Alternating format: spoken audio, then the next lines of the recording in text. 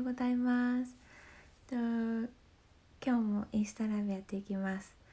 結構頻繁に最近やってるかなと思うんですけど、ですね、今日はまず昨日何したかな。昨日でもなんかちょっとあんま時間がなくてバタバタしてたので、ファ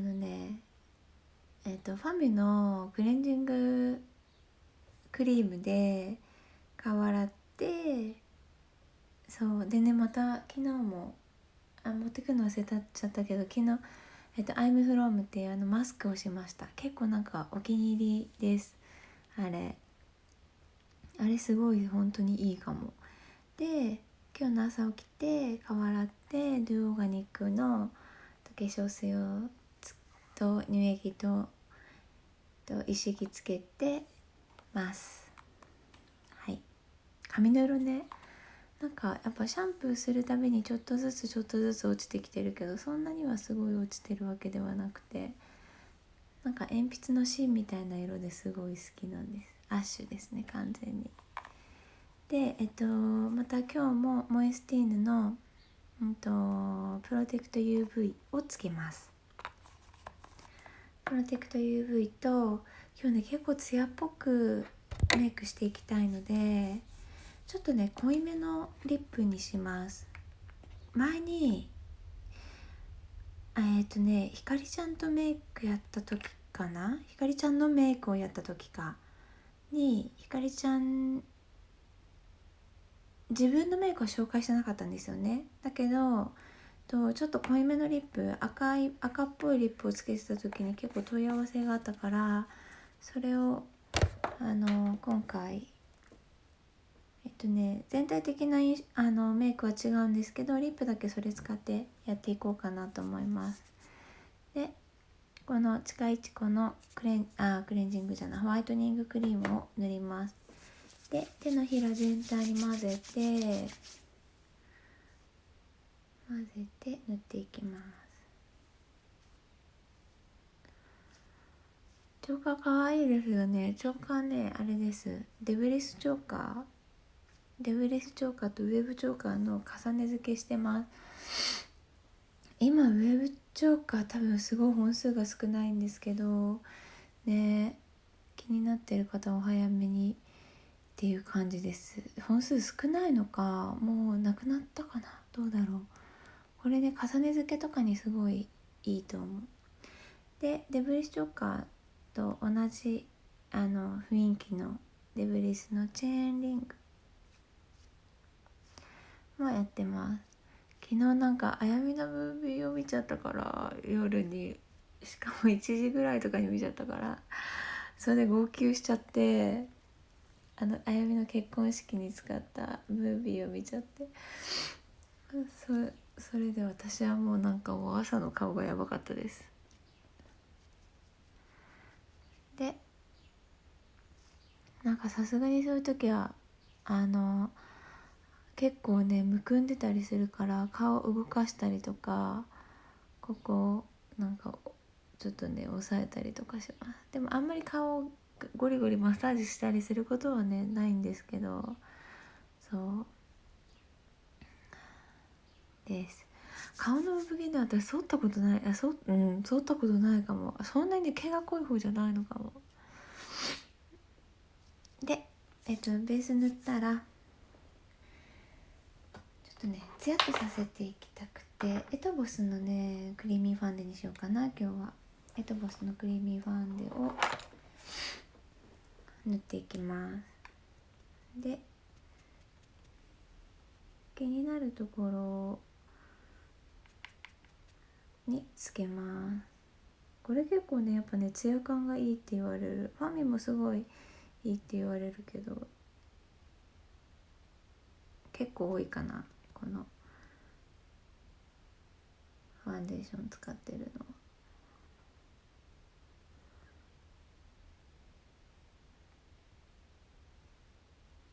銀箔はネットで見つからなかった。ネイル用で探してみたらいいかもしれない。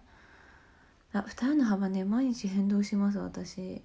特に昨日ね寝ちゃったやない、泣いちゃったから、もうなんかそういうので本当に変わるかも。でもそういう人っているんじゃないかなと思うんですよね。結構ね、安定しなくなったのは20代中盤ぐらいからかな。なんかね、痩せたり矯正したりしたんです。そしたら急に安定しなくなったかも。このパフもエトボスです。そうでもなんか最初はねすごいなんか気になってたんですけど、あんまりね気にしなくなったかもさ。てかまあそれに合わせてメイクすればメイクで隠すってこともないんですけど、それに合わせればいいかと思っております。でつけたら今日もビズーの、コンシーラーをつけます。バシね1本だけしました。1本だけなんだけど、それはもうね隠れてたんですよ。後ろにここの後ろに隠れてて、だからもうそんなに気にせずにやりました。で私姉がアメリカに住んでた時に歯医者さんでなんかバイトしてて、でその時にリテーナーの矯正をしてたんですよね。だからそれで私も気になって姉と同じ歯並びだったんです。っていうのもなんかここがちっちゃいんですよ。私こことここの歯がちっちゃいから、でちょっと奥に生えてたからよりちっちゃく見えてて、でそれがすごい気になってねやり始めたんです。で本当はなんかその当時はここのちっちゃい歯がすごい嫌で全部きれいにしたくて相談したりしてたんですけど、でもなんかそのままの方がナチュラルだからいいんじゃないって、なんか結構ねアメリカ人の人とか全部こうちっちゃくして入れてなんかピカっていう、かなりいるかもアメリカ人の人はそういう人が。なんだけどそこまでしなくてもいいかなって思って、清潔感が出ればいいかなと思ってここ止まりにしました。お姉さんはなぜアメリカに？お姉さんはね普通に日本で短大まで卒業したのかな。ずっとアメリカに興味があってニューヨークに18とか19とかで行ったのかな。で20代真ん中ぐらいまでかな住んでましたね。で眉毛を描いていきます。眉毛今日もねディオールを使っていきます。矯正でバシ4本って結構すごくないですか？超負担ですよね。私親知らずはもともと結構抜いてたからそんなになくて、親知らず1本だけと、あとそこの裏側に生えてたやつだけを抜きました。なんかそうただ虫歯になる、その歯があっても裏に隠れてるし虫歯になって噛み合わせが悪くなるだけだって言われて、そう別に普通に抜きましたね。それはそう姉と全く同じなんです。歯並びが。弟はねすっごいね綺麗なんですよね。多分顎の問題なのかな、顎の狭さとかの問題なのか。いつやったかな。もうでも20代の頃ですね。20代25、6とか多分それぐらいだったと思います。親知らずは奥歯だけ、親知らず奥歯だけですよね。親知らずとそのこの辺かな、後ろの方に生えてた歯はただ歯並びが悪くて生えてた歯でした。それを抜きました。そう歯はね大事ですよね。なんか歯並びってやっぱりアメリカだとすごい重要視されるかもしれない。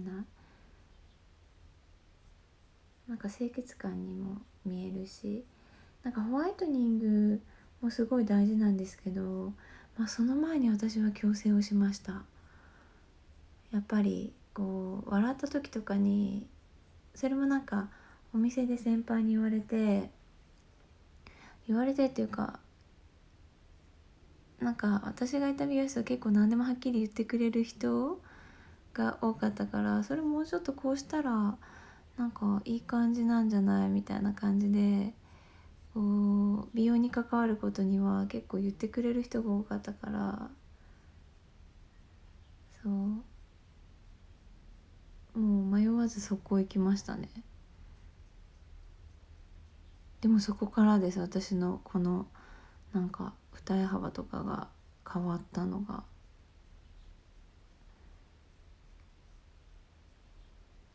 多分痩せたのかな、それねより。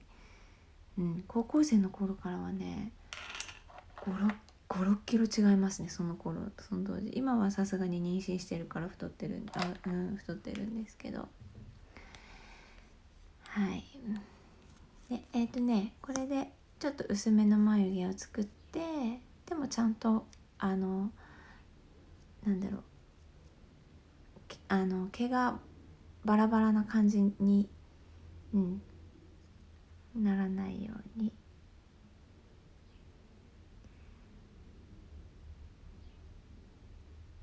そう、モイスティーヌも私姉の影響だし、結構姉からいろいろ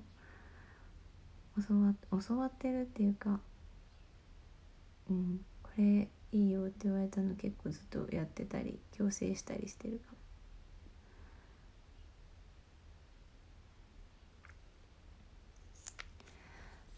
妊娠して体重どれぐらい増えましたか？今ね10キロギリギリいかないぐらいかな。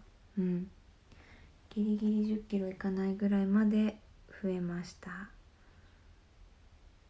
多分まあでもアメリカでも割とそれがちょうどいいぐらいみたいです。なんかアメリカだとね、全く体重制限気にしないところも多分ねあると思うんですけど、何でも大丈夫みたいな。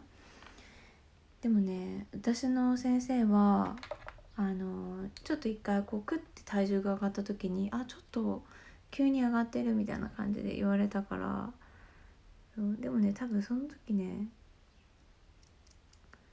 洋服も結構分厚いの着てたし、コートとか着たままでも別にそのまま乗っていいみたいな言われるから、あと靴も履いたまんまだし、重い靴履いてたらだいぶね違いますよね。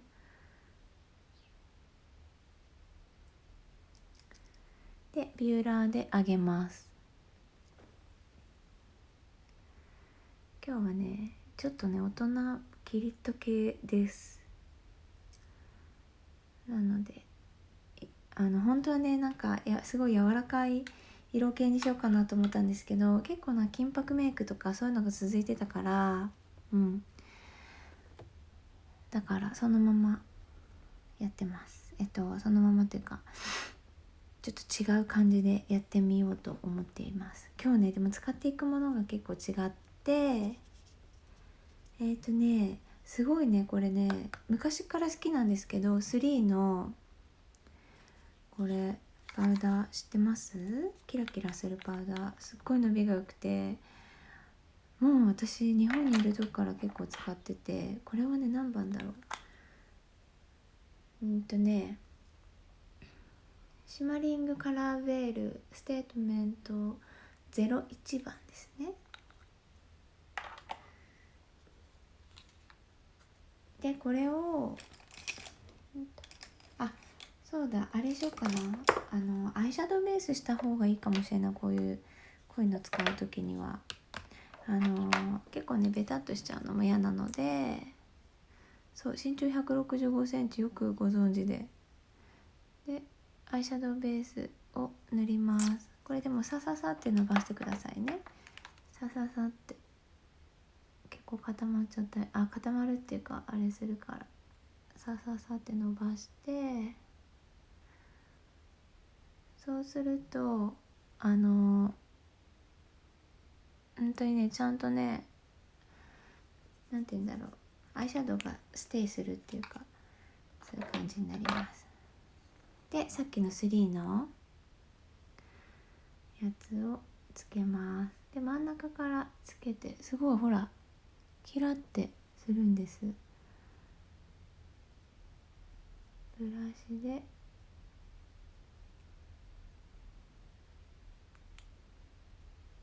アイホールにつけます。ちょっと白っぽい感じの、でも肌なじみがいいぐらいの白っぽさです。でこれすごい綺麗でしたよ。ツヤっとして、こんな感じ。目元がね明るくなりますよね。これはね主に真ん中に割としっかりめにつけていこうかなって思う。こんな感じです。はい。で目に白、でもねこれ白って感じの白じゃないんです。こんな感じ、色味的には。だから肌なじみのいい白かも。真っ白じゃないですよ。うん。であとね、目がくすんでたりすると白っぽい色って結構くすみ系に見えちゃったりもするのかな。だからアイシャドウベースとかちゃんとつけてあげるといいかも。で目の下にはこちらをつけます。これも3の同じ種類のやつなんですけど、これはね02番です。シマリングカラーベールステートメント02番を目の下につけます。これはねちょっとね角度的にあれかも。こんな色ちょっと濃いめ、なんかね上に濃いめで下に薄めって多いと思うんですけど、ちょっとだけその常識を破りたいと思います。でも濃いっつってもそんなに肌に馴染むぐらいなので、逆に馴染みます。濃い色なんだけど馴染みます。これをね下につけていきます。これぐらい。でもあんま分かんないぐらいかな。でもやっぱ横向いたりするとねキラッてしてね、目元が明るくなって可愛いです。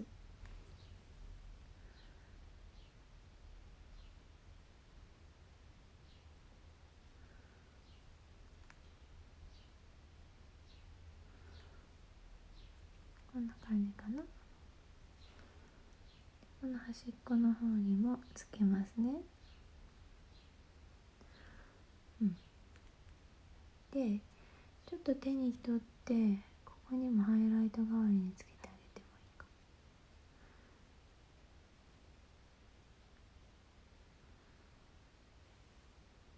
も。こんな感じで横向いた時にツヤ感が出るようにです。でこれをつけた後に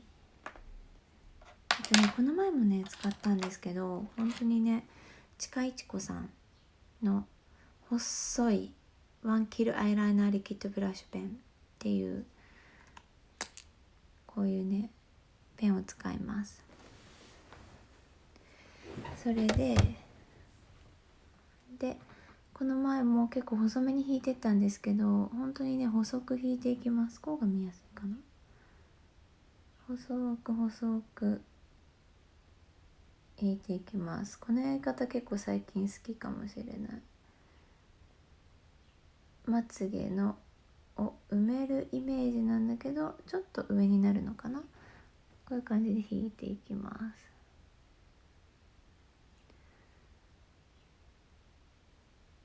ただ一重の人とかはここはいらないかもしれない。いらないかも。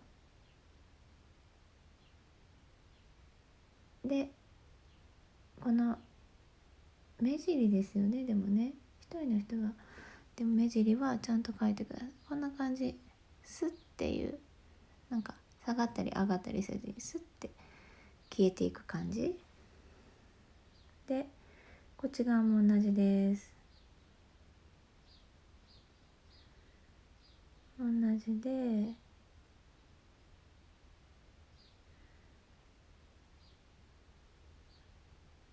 薄く薄く薄くっていうか細く細く、ちょっとこれそういうのがやりやすいかも。これなんか自分でこう調節できるっていうか、自分で太くしたい時は太くできるし、すごい細く終わりたい時はこれぐらいだからね、ナチュラルなんですよね、目がね。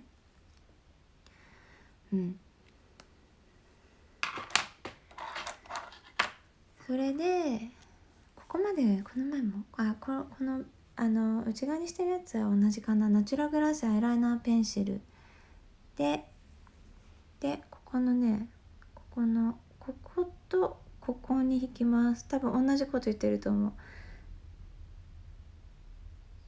そうすることで一気に目の大きさがグッて広がって変わります。大人っぽくなる。影を作ります。ここにね、これはね、インじゃないです、外側です。でぼかすようにつけていってください。そうするとね、広がる。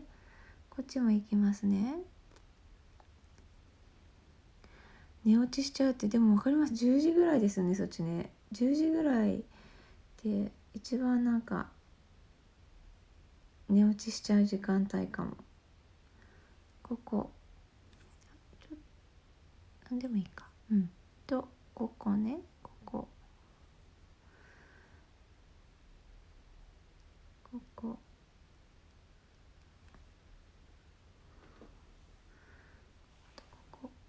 少し大人っぽいメイクだから割と前回よりもちょっとだけ書き足してもいいかも。カラーメイクではないので、こんな感じです。はい、ではその後にこれかな。これもちかいちこさんです。待って、フィクシングカーリングって書いてあるかな。スキニーカラー02番マスカラです。マスカラ、これね、すごくてこんな細いんです。だからね、つける時になんて言うんだろ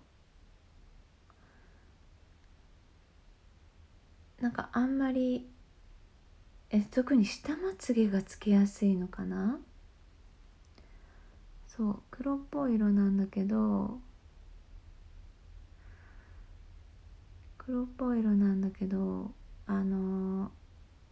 細かいところまですごいつくって感じ。毛一本一本にちゃんとつく。でも確かにマスカラってあんまりなんか太い必要がないのかもって思いましたね、これを使って。なんかこれがめっちゃ塗りやすかった。本当にね、毛一本一本について、でフィクシングカールって書いてあるから、多分カールをキープするんだろうな。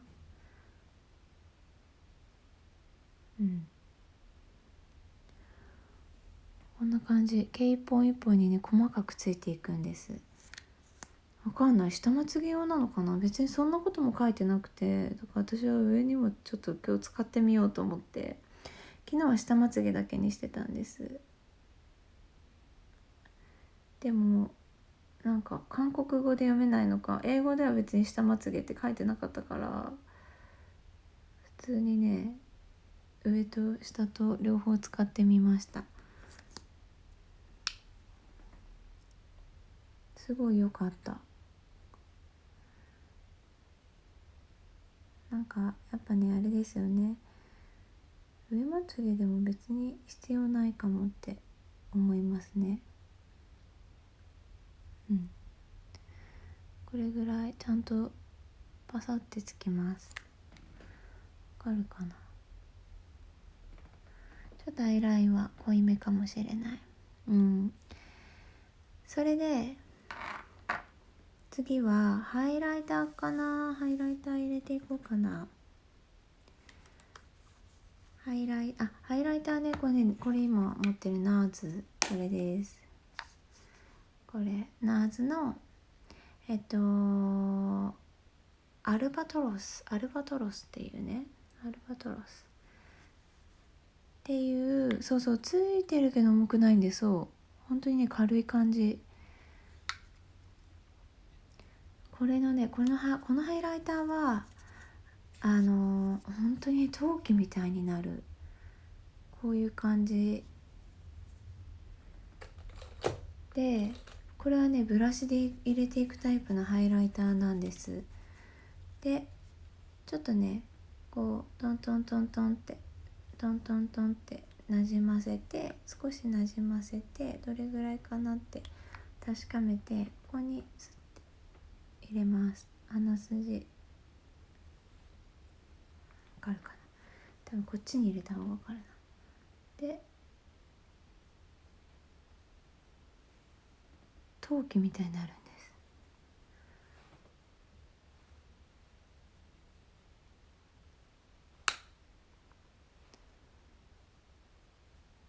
わかるかな。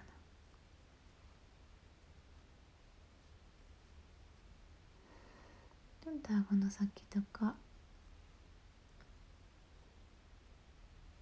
に入れてあげるといいかも。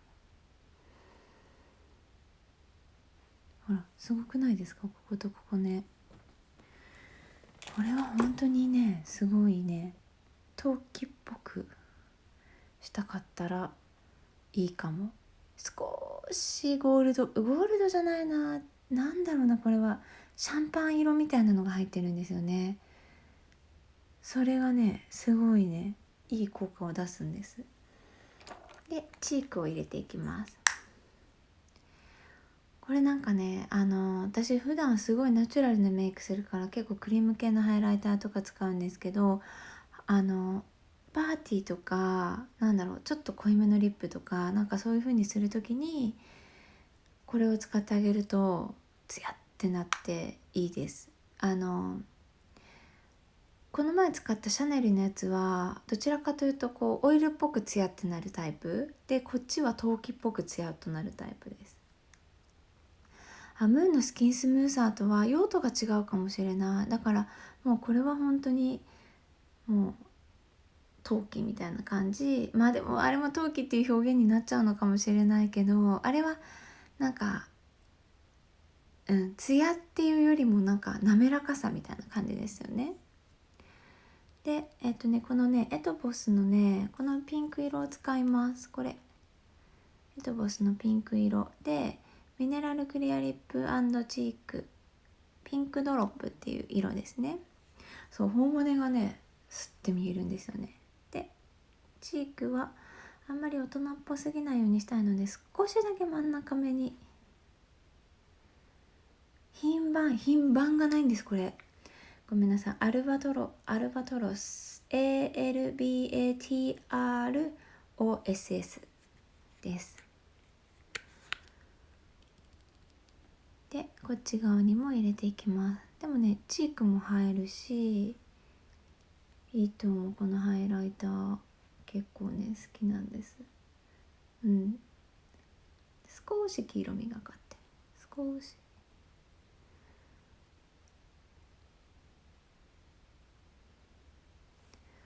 こんな感じかな。ほわってする程度で、そう今日はすごいナチュラルなので、でもねこういうねピンク系のチークとかもそういう陶器っぽくしてあげてるとなんか大人っぽいし子供っぽくならないかな、お肌によって。それで最後にちょっとリップつけよう。リップクリームつけますね。これはミルクですね。はい、ミルクでこれ色はつかないです。クッシュリップバーム、ただ潤わしただけです。で RMK の例の10番を使います。これで多分ね一気にリップでね本当に一気に変わると思う。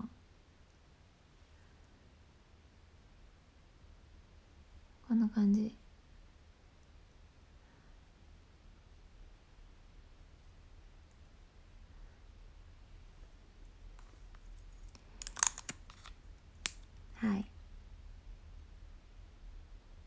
な感じかな。リップスティックコンフォートブライトリッチ10番です。コンフォートブライトリッチ10番で、ちょっとねオレンジレンガ色みたいな感じかな。あんまりねあれではないです。超強い色とかではない。でも私結構ねこれ迷ったんです。どっちにしようか。でもみんなが手に入るのがこっちかなと思って RMK 紹介したんですけど万波ちゃんからもらったアメリカのファーマシーとかで売ってるこの色ウェット&ワイルドって知ってますかね。それもねすごい好きなんです。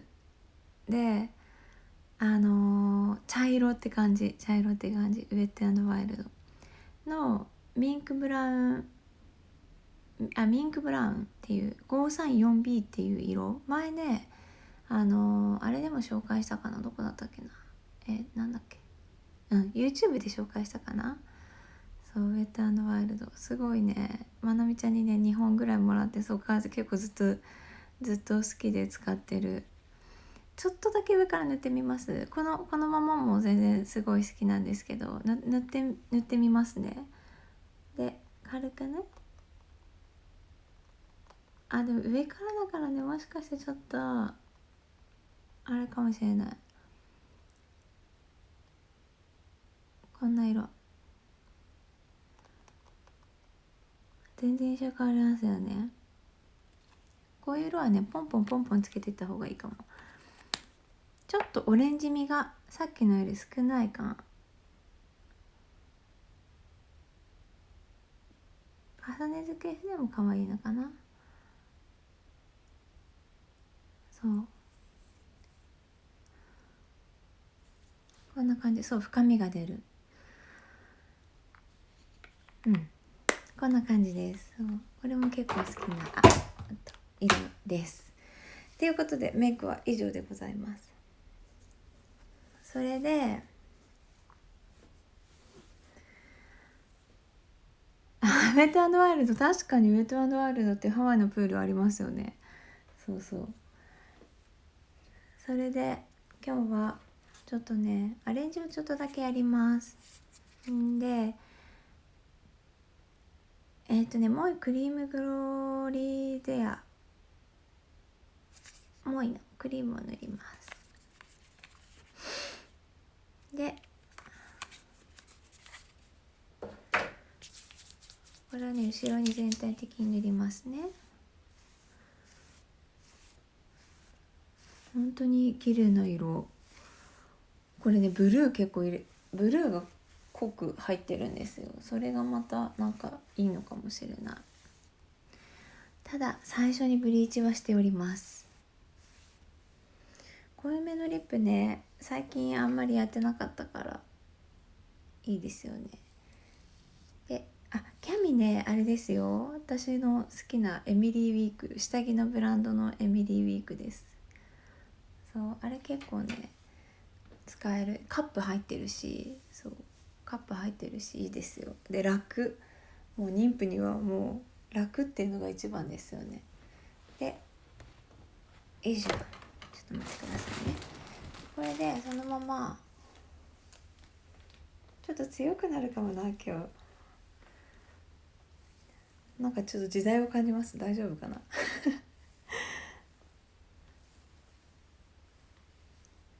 で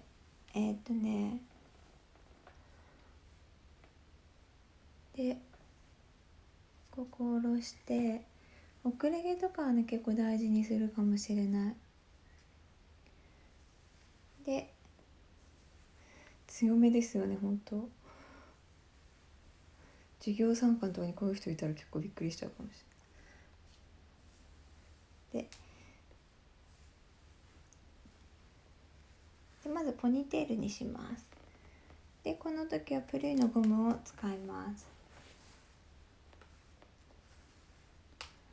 で普通に結びます。でこの時点でちゃんといい感じになってるかをで少しウエットっぽくしたいから、ちょっとねウエットっぽくしたい時は私ねジョバンニを使いますね。もういいわ。まあツヤも出るしまとまりも出るし、でもジョバンニでちょっとウエットっぽくします。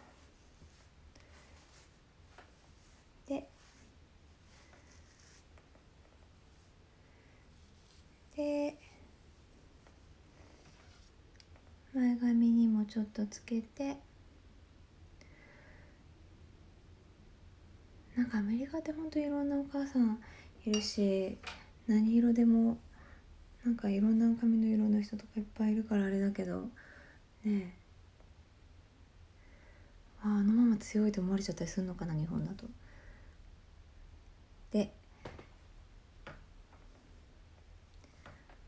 でこうな感じでふわふわした毛はね出ない方がね可愛いかもしれない。ふわふわしてるというよりもちょっとこうウエットな感じの方がいいかも。それですっごい簡単な本当に簡単なアレンジをあれと思ってたんですけど、ゴムがない。あったりありました。すいません。これねこのね真ん中ぐらいで一回結びます。ここね、透明のゴム、これぐらいの透明のゴム使ってますね。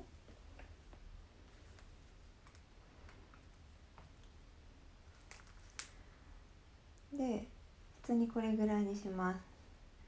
結びます。そしたらここでくるりんぱします。ここでくるりんぱ、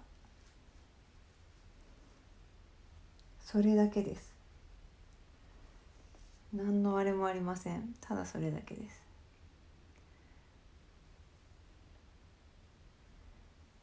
でくるりんぱするとちょっとね三つ編みをねした印象になるんです。ていうかね全然見えないからねちゃんとできてるのか分かんない。こんな感じです。でそこにこれさえあれば大丈夫っていう商品を持ってきました。これねブルーのヘアピアス、ブルーヘアピアスっていうのと、ソーヘアピアスの M です。でこれを上にこっち、これね普通のソーヘアピアスでも代用できます。最近結構ブルーが好きだからブルーをよく使ってるけど。でまず上の方にこれをつけます。これね、これをつけてその中間にこいつをつけます。ただそれだけです。だからまあこれがあれば本当にね何でも楽にできるよっていうアレンジです。こんな感じです。映ってるかな、こんな感じね。そうでもねウエットっぽくするのがね大事ですね。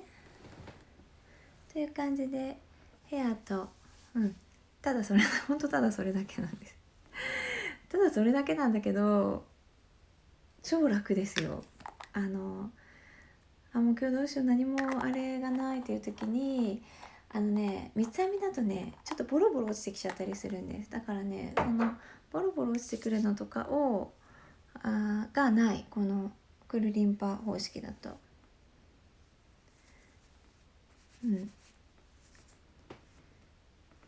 でウエットにしてあげてると別にピンピン出てきたところも気にならない。それはしっかりこうねウエット感をちゃんと出してあげてボサボサした感じにしないようにしてあげてください。このアレンジならね多分誰にでもできると思う。だから私結構このソーヘアピアスとかブルーヘアピアスの下にこの真ん中のねをつけてあげると、ソーヘアピアス M かをつけてあげるといいと思います。はいっていう感じでヘアメイクは以上なんですけど、今日つけてるものねそれこそねこのブルーヘアピアスのリング、もともとねリングがあって、それがヘアピアスになってる感じなんですよね。このブルーリング結構好きで、最近ずっとつけてるこのデブリスのチェーンリング、はい、あとグレーシャーリング、これも結構紹介してるかな。グレーシャーリング、こっちがちょっと細くてちょっと太くなってって、表情がね可愛くて、アンティーク加工されてあるから、こうなんて言うんだろう、ちょっとねこうガシャガシャしてます。それが可愛い。でこれはウェーブですね。なんかあれみたいな感じ、アンテロープキャニオンみたいな感じですよ。これほら、アンテロープキャニオンわかるかな。私結構それこそあやみとのロードトリップで行ったんですけど、すごいなんか自然の力でねこうザーって年に1回いつできたんだろうあれ。なんかこう水の流れだけで削れてるっていう、なんかすごい。で大体ね多分お昼の時間帯だけあれが日が当たって、そこだけスポットライトみたいになってて、まあ行くんだったらその時間に行くのがすごいおすすめです。ウェーブリングです。でこれそれこそウェーブチョーカーですね。ウェーブチョーカー重ね付けしてますと、デブリス、これと一緒のデブリスシルバーです。シルバーでこれはねドロップス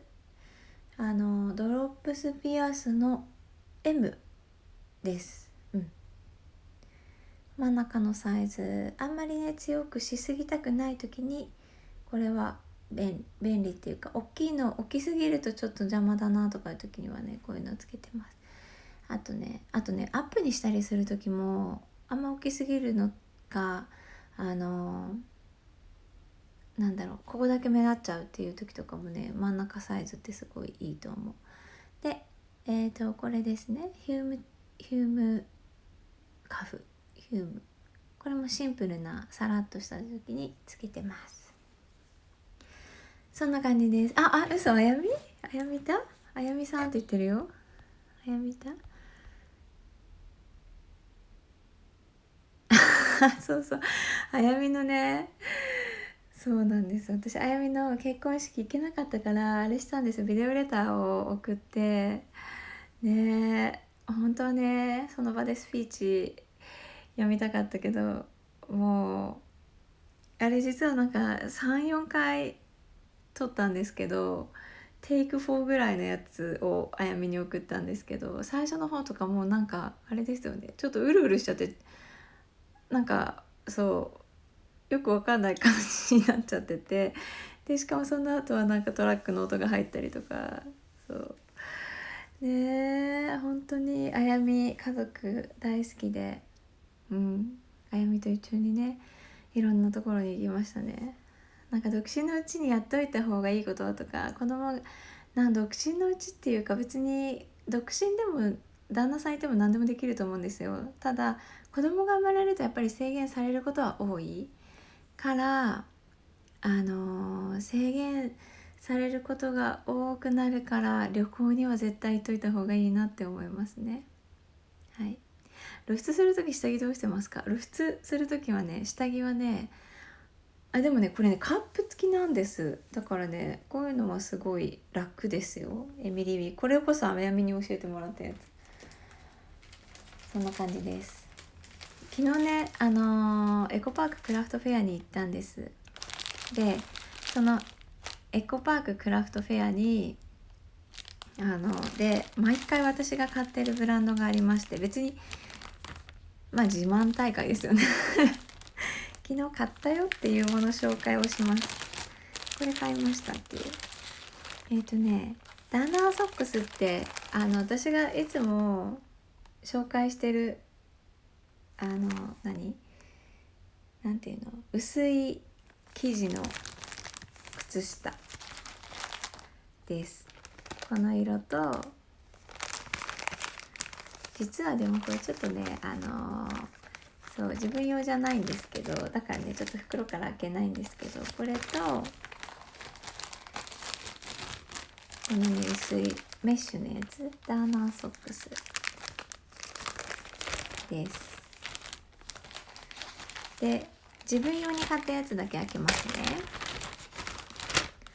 自分用に買ったやつはこのピンクペカペカピンクです。で透けるんです。透け感もあるしちょっとねあれもあるから、本当にね割とこう薄い感じの服とか、あえてでも薄めのピンクとかの服にピンクの靴下に透明の靴とかでも可愛いかなと思って、この色を自分の分はもういいやって思ってたんですけど、なんかこれ超可愛いと思ってこの色を買いました。ターナーソックス LA のブランド、大好きなやつです。はい、私何本持ってんだろう、何足持ってんだろう、10はいかないけど、でもそれに近いぐらい持ってると思います。あと DARNER ロサンゼルスです。ダーナです。だからネットとかで調べるとね出てくると思います。そんな感じです。でね、あとねまた前回とちょっとね重なっちゃうんですけど、スタッフもまだまだ募集してますっていうか、まだ応募してくれた方もすごいたくさんいるんですけど、それでもまだ募集してるぐらいちょっと事業拡大のためやってますので、ぜひ応募していただけると嬉しいです。ひかりちゃんが採用担当です。でひかりちゃんのメールアドレスがひかり@pruihair.com でもそれもリクルートのコーナーに書いてますので、確認していただけると嬉しいです。はい。靴の中で滑らないか気になります。確かに靴の中で結構滑るかも。っていうかもうなんかフローリングで滑るかも。でもね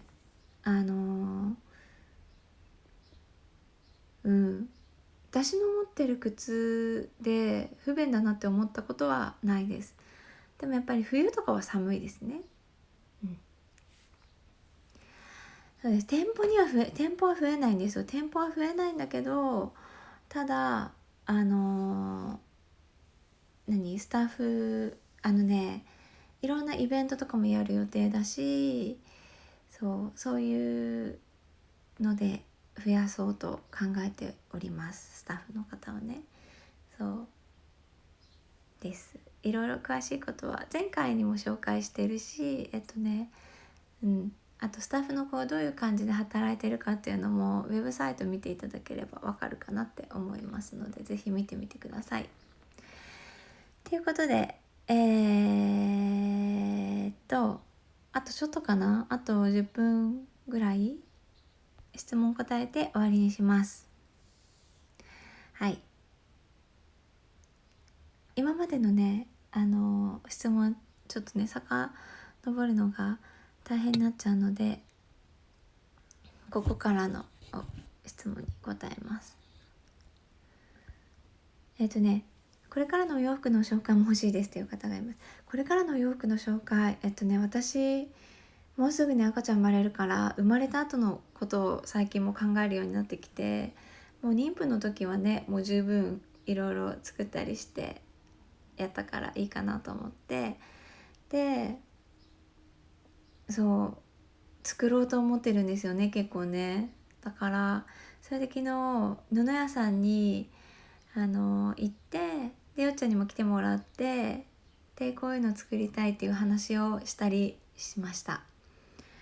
で今ねすごいね楽しみなのがね、ちょっとだけラベンダーみたいな色のなんかふわってしたワンピースとか、あとはこういうメッシュ系の生地だったりとか、あと結構柄物系も作りたいなって思ってるし、すごいね楽しみです、そういうの。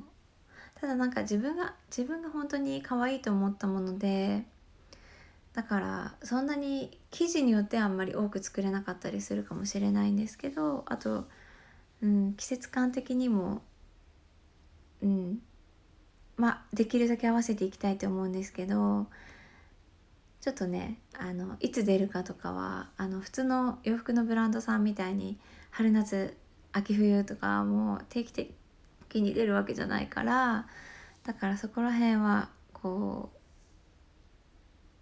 う待っていただければって思います。生まれてからどうなるんだろうな。そう大変さにもよるから、どれぐらい私が動けるかによって洋服を作れるか作れないかっていうのも変わってくるとは思うんですけど、はい。コラボして発売する化粧品あったらいいのになっていう方、そうですね、コラボしてね、化粧品も発売、コラボは分かんないけど、コラボは分かんないけど、なんか自分が好きだなって思う色って意外と混ぜないと作れなかったりとかするんですよね。でその混ぜるぐらいだったらそれ一本でそれが成り立つやつが欲しいなとは思います。それ一本持ち歩いとけば問題ないみたいな、そういうのをね、作りたいですよね今後ね。でもなんかそれも別に生まれてからともそんなに思ってなくて、今から気になるのあったらちょっとずつね提案していこうかなとは思ってます。しばらく子育て忙しいかな。忙しいですよね多分ね。お母さん来てくれるから少しいいのかなって思ってますけど、うちのお母さん母親が来てくれるので。あいさんお昼寝しますか？お昼寝しね、だからする時もあります。全然する時もある。でもなんかやっぱ一日中バタバタ動いてるとね、夜になって疲れたって思う時もあるけど、2人目余裕が違う。本当違います。それすっごい期待してるんですけど、そっか。いやでもね、年の差が今ね2歳とかだと結構忙しいですよっていう人もいますね。でもなんか仕事ができるようにいろいろこう前々から準備してる感じです今。だからもう例えば前回ハクが生まれた時はそんなにこう準備が全然完璧じゃなくて、何買ってもいいかよく分かんなかったし、とりあえず必要なものだけもらったりすることも多かったから、結構それで賄ってたんですよね。だけど今回は全然なんて言うんだろう、あのちゃんとこういうベッドの方がなんか寝やすいとかいろいろ調べて、友達にもめっちゃ聞いてでやろうと思ってます。だからね本当にね、どうなるかわかんないですけど対策はすごい打ってますね。あとなんか日本からね知り合いの子が来てくれたりとか、そのお母さん帰った後に日本から知り合いの子が来てくれたりして、その子ねすごい子供が好きな子でハクともすごい、その子ね昔ね3ヶ月こっちに留学してた時によくハクと遊んでてくれて、でなんかね結構時間があるっていうから遊びに来てもらって泊まってもらって、いろいろお手伝いしながら楽しく過ごせたらいいなって思ってます。日本人の子でその子はね。でなんか保育園でご飯作ってたこともあるって言ってて、で前回来た時もハクにいろいろね作ってくれてたんですよ。だからそれもねすごい助かるって思って、そういうのもありますので、まあできるだけね私も仕事もできるようにしたいなとは思ってます。はい、ちょっとね質問ねどこまで言うのか分かんなくなっちゃいますよね。はい、分かんなくなっちゃうけどちょっとごめんなさい。本当にね飛び飛びになっちゃうかもしれないんですけど、気になった質問を読んでいきますね。そう母の日、そうですね母の日だった。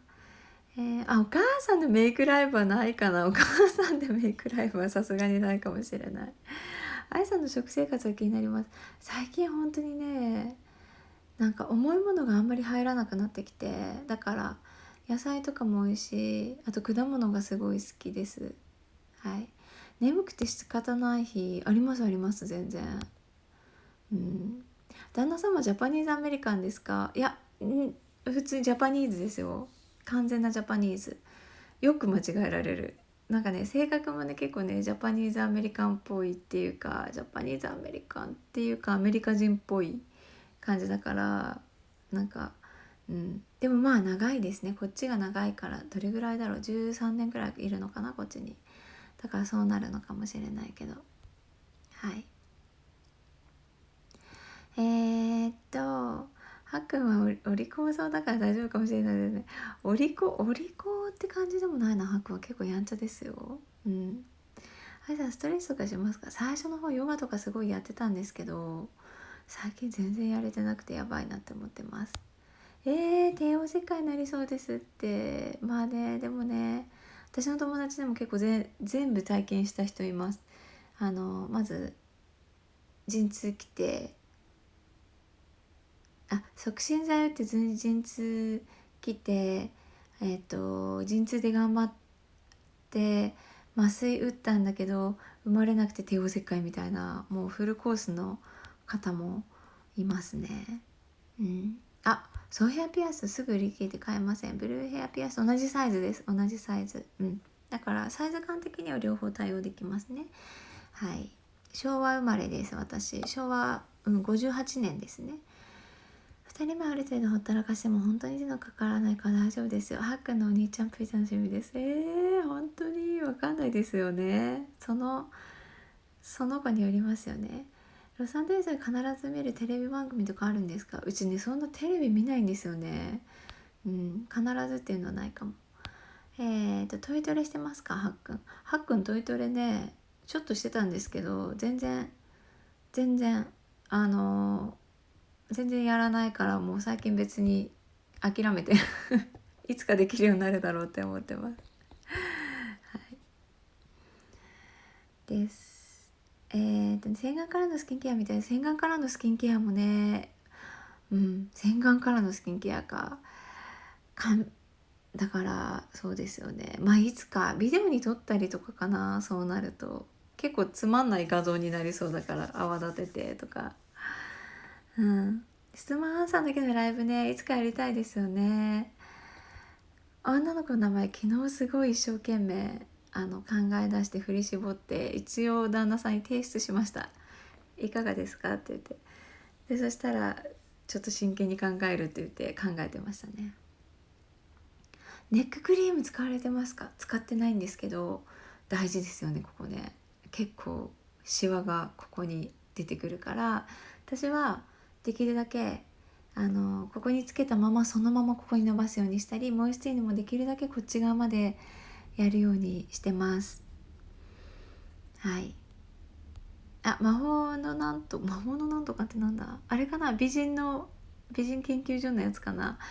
あれね飲みたいんだけどね、もうねなくなっちゃったんです。全部飲んじゃった。どうね、欲しいなって思ってるんですけど、こっちじゃ手に入らないからどうしようかなと思ってます。はい。では今ね1分24秒になっちゃいましたです。3人年子で見ましたってすごい人がいますよ。3人年子で見ましたで全部自然泣けすごいな。いや尊敬しますね。私多分2人で終わりかなって思ってます。はい。男女でもうコンプリートって感じでいいかなって思ってますけど、分かんないけどね。はい、そんな感じです。とえー、っとということでちょっと1分切っちゃったので、また今度ライブやりますね。でその都度あとなんかこういうメイク見たいですとかもしあったらDM はね答えられないんです。DM ちょっとねすごい多すぎて見れてなくて、なのでコメントとかでもしいただけたら嬉しいなと思いますのでよろしくお願いします。ではおやすみなさい。皆さんありがとうございました。